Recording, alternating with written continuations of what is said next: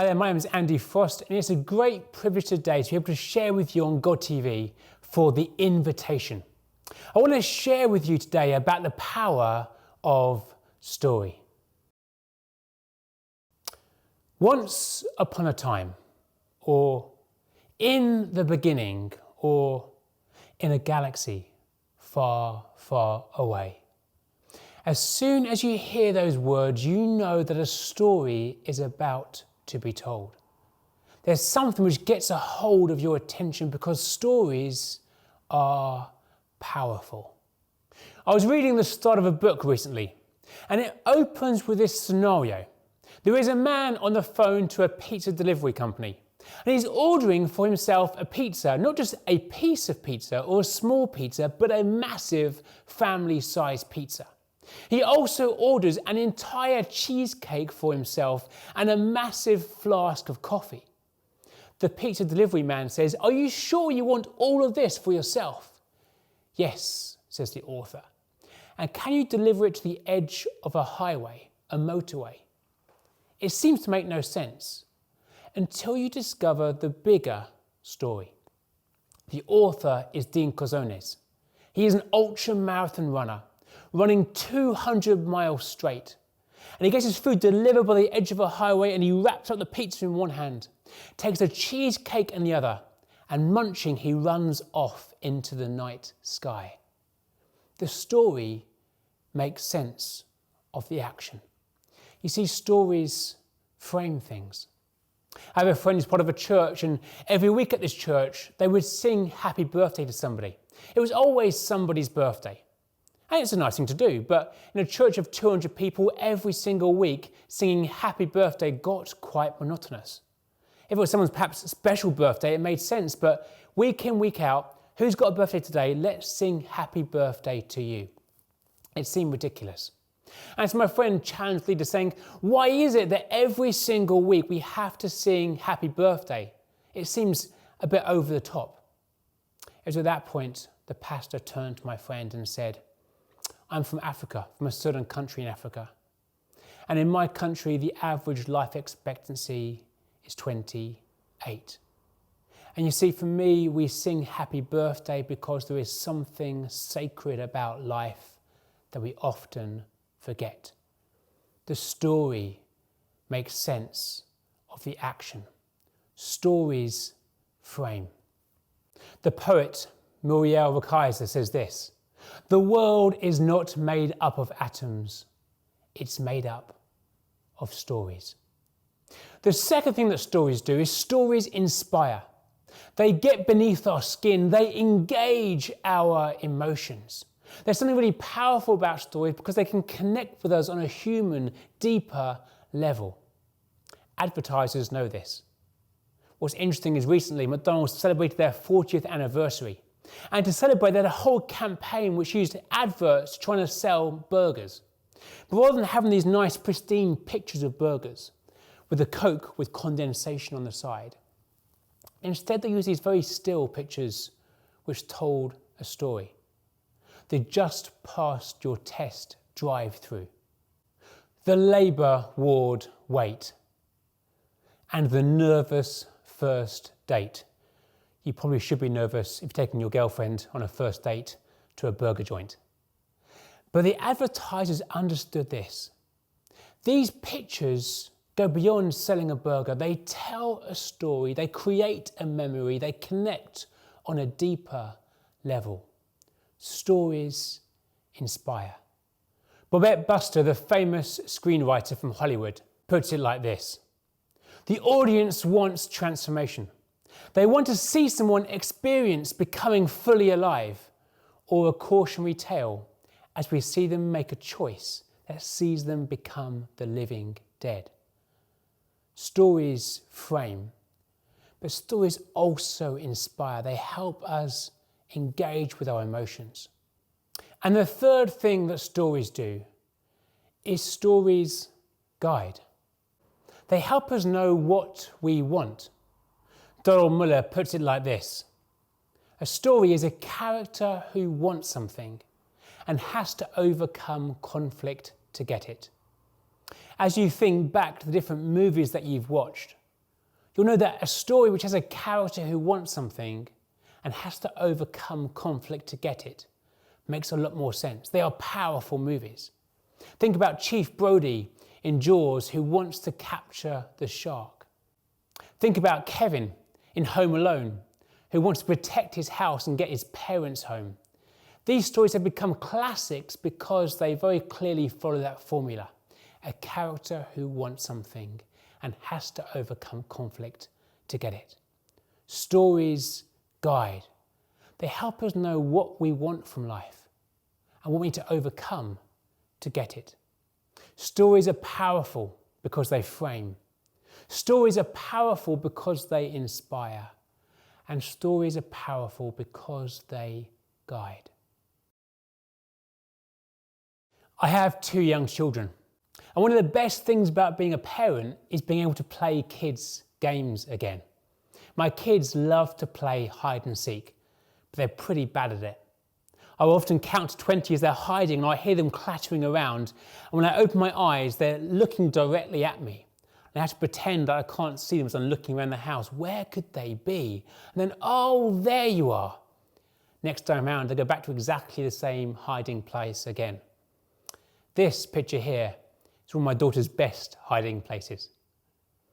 It's funny because I think that picture encapsulates sometimes how we feel. We can want to hide away from the world and hide away from the bigger questions about life. But I think if we want to look at the story each of our lives is telling, we need to explore some bigger questions about life, about meaning, about purpose. Jean-François Lyotard was a French philosopher who coined the term the meta-narrative. Meta meaning big, narrative meaning story. And he argued that most cultures had a big story that made sense of everybody's lives, but that recently we'd lost this sense of having a big story. Science had moved things forward, but it hadn't given us a new story. Neil Postman puts it like this: in the end, science does not provide the answers most of us require. The story of our origins and our end is, to say the least, unsatisfactory. To the question, how did it all begin? Science answers, probably by accident. And to the question, how will it all end? Science answers, probably by accident. And to many people, the accidental life is just not worth living. As we have lost this sense of a meta-narrative, a big story, many of us are left with much smaller personal stories. The story, I want to be safe. Our whole life becomes about making ourselves as safe as possible, making sure there's enough money in the bank, making sure we're not threatened by terrorism, making sure we're not threatened by viruses. Everything becomes safety first. How can we make ourselves as safe as possible? But then for some of us, our entire story is about being happy. I want to be happy. For some of us, it's about the now. How can I live the most of life right now in this moment? Forget about the consequences. Forget about the long term. I want to be happy now. I will do whatever it takes to fulfill myself in this moment. Nights out and shopping sprees and gambling and all kinds of things for the moment, for the now. But for others, we want to be happy and we keep thinking, I'll be happy when? I'll be happy one day. I'll be happy when I finally finished education, get a full-time job. I'll be happy when I finally can afford a new car. I'll be happy when I finally meet a partner. I'll be happy when I finally retire. We put off happiness thinking one day I'll be happy. But our story is all about what makes me happy. And the third story is this: I want to change the world. Some of us want to fight against cancer or try and end homelessness. They're noble things. I watched a documentary recently called Battling ISIS of young people in the UK who had left to go and fight overseas. And it's very interesting watching them because when they were interviewed, they were giving up a nice, secure life in the UK. Many of them had degrees, a good education, a good career. They were leaving to go and join a battle because they said, I want my life to count for something. this sense of wanting our lives to make a difference in the world in some way. When we lose a sense of a meta-narrative, we end up with three much smaller stories. I want to be safe, I want to be happy, and I want to change the world. But here's the thing. These smaller stories begin to define who we become. I want to be safe. We are defined by how safe we feel. We are defined by how big our walls are and by how much money is in the bank account. We are defined by these very practical things. Or the story, I want to be happy. It means we are defined by our emotions, by how we are feeling in this moment. If things are going good, if we're happy, then things are great. But if we're unhappy, if things are tough, then our identity is being tackled. As the famous philosopher Russell Brand puts it, if taking drugs worked, I'd still be doing it. If promiscuous sex was continually fulfilling, I'd have carried on.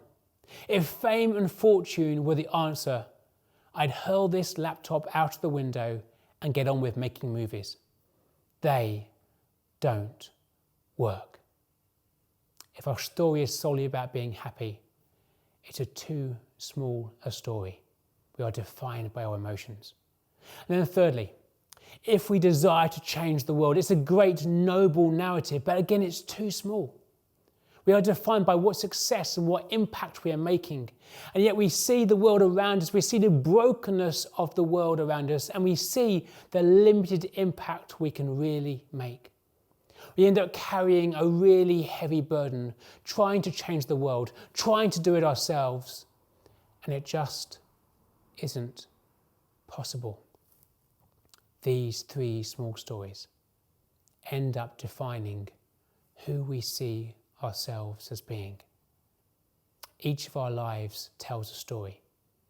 If the story is too small, we define ourselves incorrectly. James Bryant Smith writes these words: narrative is the central function of the human mind. We turn everything into a story in order to make sense of life. We dream in narrative, daydream in narrative, remember, anticipate, hope, despair, believe, doubt, plan, revise, criticize, construct, gossip, learn, hate, and love by narrative. In fact, we cannot avoid it. We are storied creatures. Our stories help us navigate our world, to understand right from wrong, and to find meaning. What's interesting is that God gives us the Bible. And it isn't just a list of rules and regulations, but ultimately it is a meta-narrative, a big story. And it helps us define who we are. The story begins with God creating everything. There are animals and fish. There are trees and grass and vegetation. There are rivers and oceans and mountaintops. There's the moon, the sun, and the stars at night. This amazing creation, which he says is good, is good, is good. And then he creates humankind and says, it is very good. We are not just some cosmic mistake. We are created with a purpose and a meaning. Our identity is not in these small stories, but in a God who creates us and who loves us. But as this story continues, we have these characters, Adam and Eve. And rather than having God at the centre of their story, they choose to put themselves at the centre of the story, taking a piece of fruit and eating it. And in that moment of rebellion, everything is thrown out of sync. Their relationship with God is broken. Their relationship with each other is broken. How they even view and define themselves is broken. And the entirety of creation is thrown out of kilter. Creation can no longer fully reflect the glory of God. But in this meta-narrative that we have in Scripture, we have these ways that God tries to bring back order, to restore things to himself. He chooses a people, Israel. He calls priests and prophets to call the people back. They are meant to be blessed, to be a blessing to other nations, but time and time and time again, they fail. Ultimately, the only way he can restore all things is by sending his Son into the world. My daughter is now 8 years old. I remember the day she was born. This was her baby grow. She no longer fit into this baby grow anymore. She's way too big. And it's amazing to think that just a few years ago, she was this tiny. Here's a weirder thought. Once upon a time, I was small enough to fit inside one of these. But even more amazing is this, is that God sends his Son Jesus to enter the brokenness of human history, and he sends him as a baby. The life of Jesus is stunning to read. How Jesus speaks these stories that challenges the injustice in the world.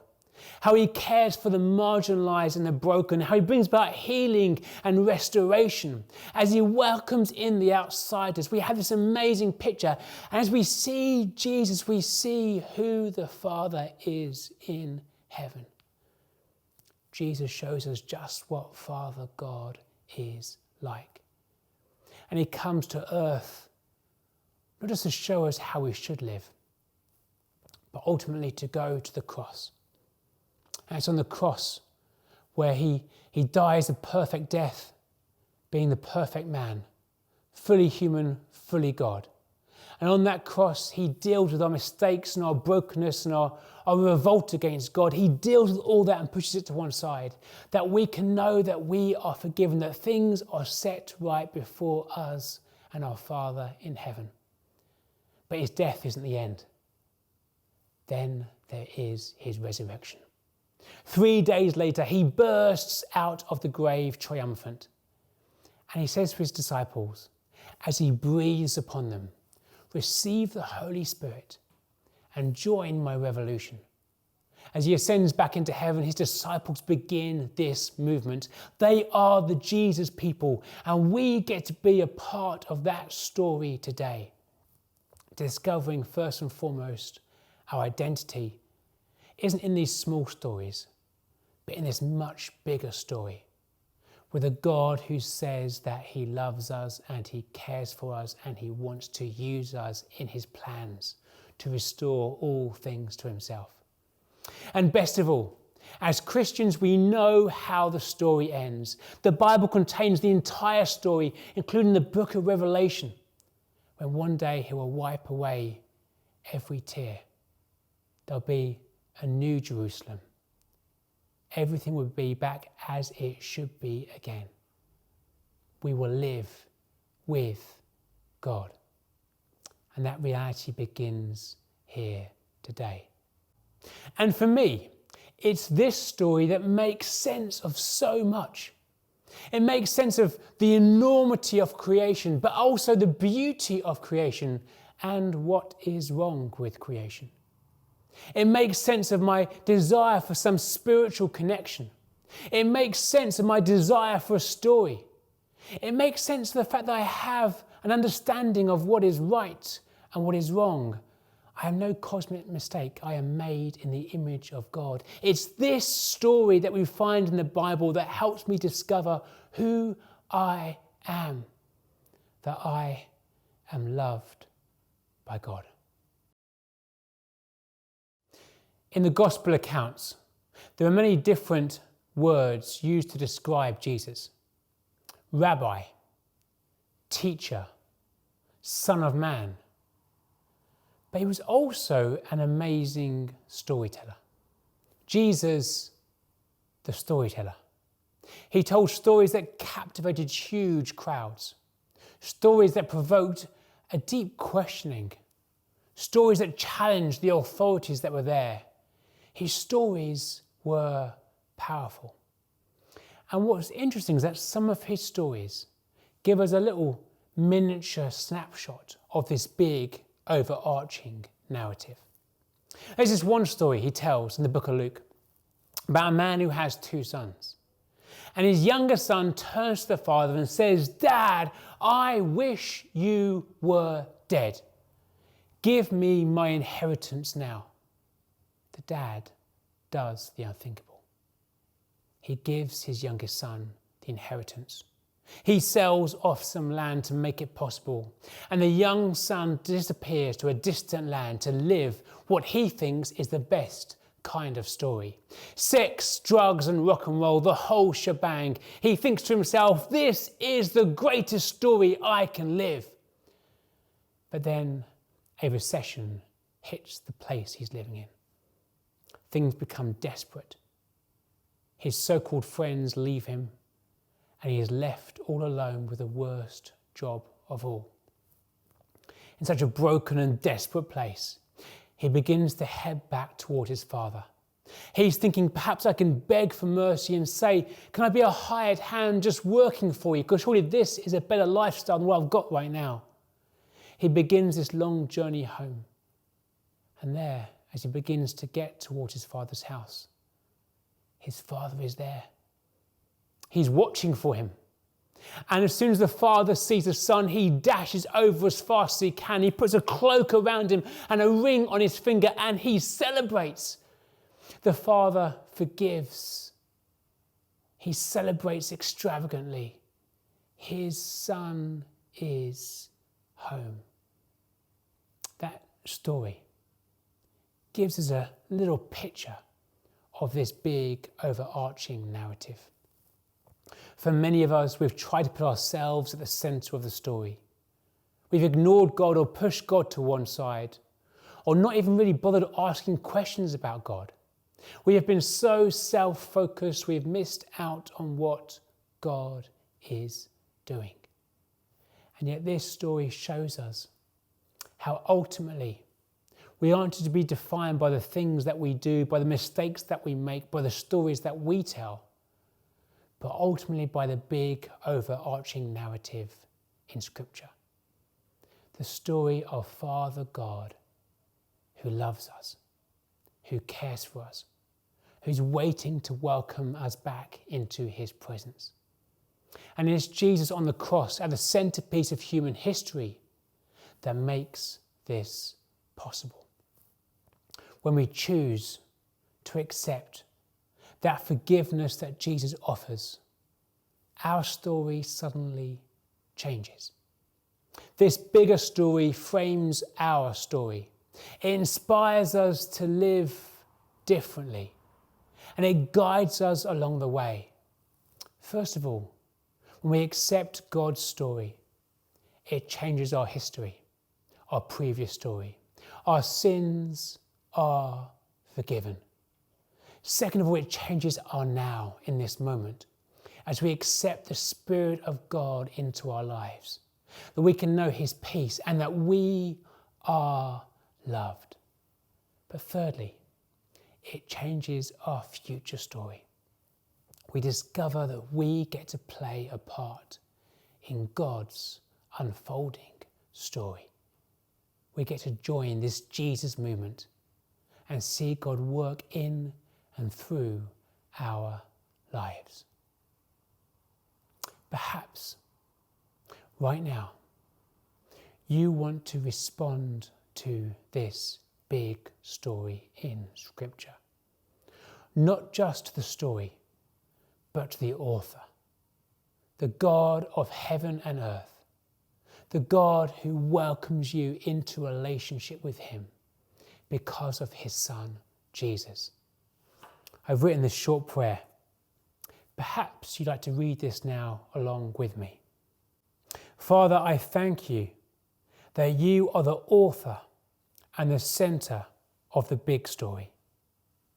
I am sorry for when I've made myself the centre of the story, separating myself from you. I give your Son Jesus, the great storyteller, my life story. I believe his death and resurrection mean that I can know you personally. I invite Jesus to rewrite my past, that I might know I am forgiven. I invite Jesus to write my present, that I may know your peace. And I give Jesus my future, that in following him, I will find my role in the big story. May your Spirit confirm these things. Amen.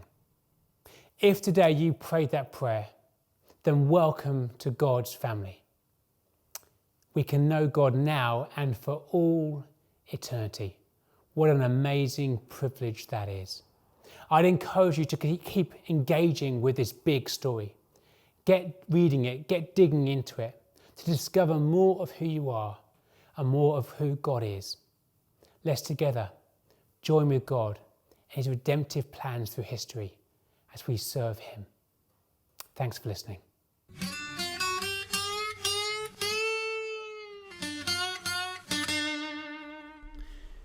Well, what can we say but welcome to the family of God. You are a new creation. You have been born again. You've received forgiveness of sins. Friends, there's so much more that needs to be done. We want you to plug into a local church. We want you to be discipled. We want you to grow. We want you to learn. We want you to really have a personal relationship with Jesus Christ. So we have a list of resources for you as a new believer. Please, would you right now go to our website at GODTV and access all of these resources, which will help you to live the overcoming life and help you to live as a man or as a woman of God. We love you. God bless you. And we can't wait to hear from you. Again, welcome to our family.